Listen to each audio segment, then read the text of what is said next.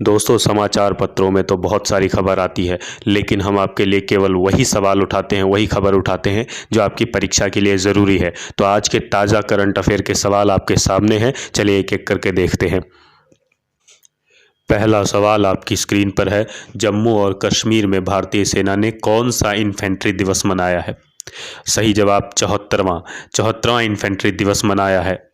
इस तरह का शॉर्टकट जवाब आपके बाकी एग्ज़ाम के लिए, एसएससी, बैंकिंग, रेलवे के लिए काम आ सकता है, लेकिन यदि आप यूपीएससी परीक्षा देते हैं तो वहाँ आपको डिटेल में पता होना चाहिए। थोड़ा सा समझ लीजिए। इन्फेंट्री दिवस को स्वतंत्र भारत की पहली सैन्य घटना के रूप में याद किया जाता है, जब भारतीय सेना के सिख रेजिमेंट की पहली बटालियन ने 27 अक्टूबर को पाकिस्तानी सेना और लश्कर के हमलावरों द्वारा भारतीय ज़मीन पर पहले हमले पर जीत हासिल करने के लिए लड़ाई लड़ी थी। अगला सवाल देखिए। डायरेक्ट पोर्ट एंट्री डीपीई सुविधा का उद्घाटन किसने किया है? सही जवाब है मनसुख मंडविया सही जवाब है। अगला सवाल समझिए।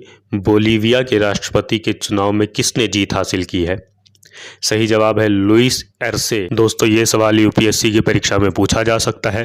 यदि आपको पीडीएफ चाहिए तो टेलीग्राम चैनल पर आपको मिलेगा। टेलीग्राम चैनल का लिंक डिस्क्रिप्शन में है, टेलीग्राम ज्वाइन कीजिए, आपको मिल जाएगा। बोलीविया की राजधानी ला पाज सुक्रे है। बोलीविया की मुद्रा जो है बोलीवियानो है। बोलीविया महाद्वीप दक्षिण अमेरिका के अंदर आता है। HDFC बैंक के MD और CEO रिटायर हुए हैं, उनका नाम क्या है? सही जवाब आपकी स्क्रीन पर आदित्य पुरी।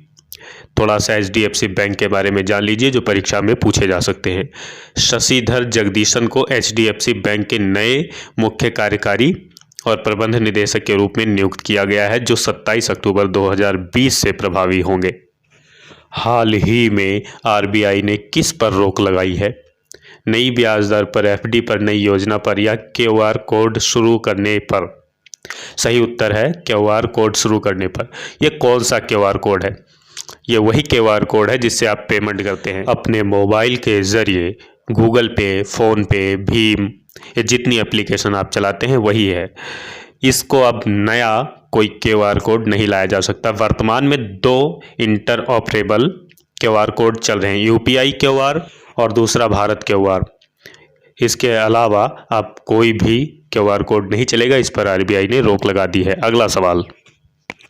भारत अमेरिका के 2+2 मंत्री स्तरीय संवाद का आयोजन कहाँ पर हो रहा है? यह आप समाचार में बहुत दिनों से सुनते आ रहे हैं। इसका सही जवाब है नई दिल्ली। दोस्तों, हम बहुत ज़्यादा प्रश्न नहीं बताते, बहुत कम बताते हैं, 4-5 प्रश्न बताते हैं, लेकिन बहुत ज़रूरी होते हैं। नोट कर लीजिएगा। अंतर्राष्ट्रीय एनिमेशन दिवस कब मनाया जाता है? सही जवाब है 28 अक्टूबर। 28 अक्टूबर को अंतर्राष्ट्रीय एनिमेशन दिवस मनाया जाता है। अगला सवाल देखते हैं आपकी स्क्रीन पर। प्रसिद्ध गुजराती अभिनेता नरेश कनोडिया का निधन कब हुआ? 2020 में हुआ है। बताइए, डेट बतानी है आपको। सही जवाब है 25 अक्टूबर। 25 अक्टूबर 2020 को। इनके बारे में थोड़ा सा और समझ लीजिएगा। ये बहुत इम्पोर्टेंट नहीं है लेकिन ज़रूरी है। 25 अक्टूबर 2020 को गांधीनगर में निधन इनका हुआ। नरेश कनोडिया ने 100 से अधिक गुजराती फिल्मों में काम किया।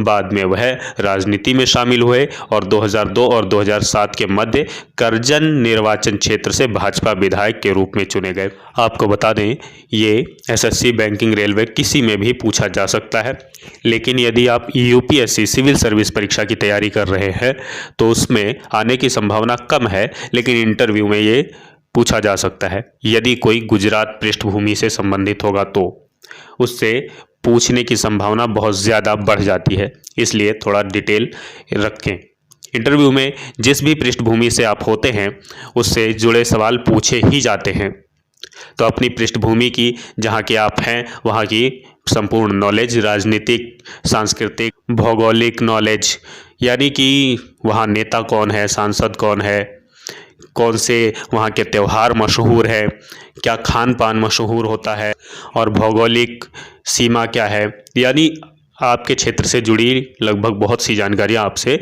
पूछी जा सकती हैं। तो उसकी तैयारी करते रहा कीजिए। करंट अफेयर से जुड़े ज़्यादा सवाल पूछे जाते हैं, इसलिए हम आपको इम्पोर्टेंट करंट अफेयर प्रोवाइड करवाते रहते हैं।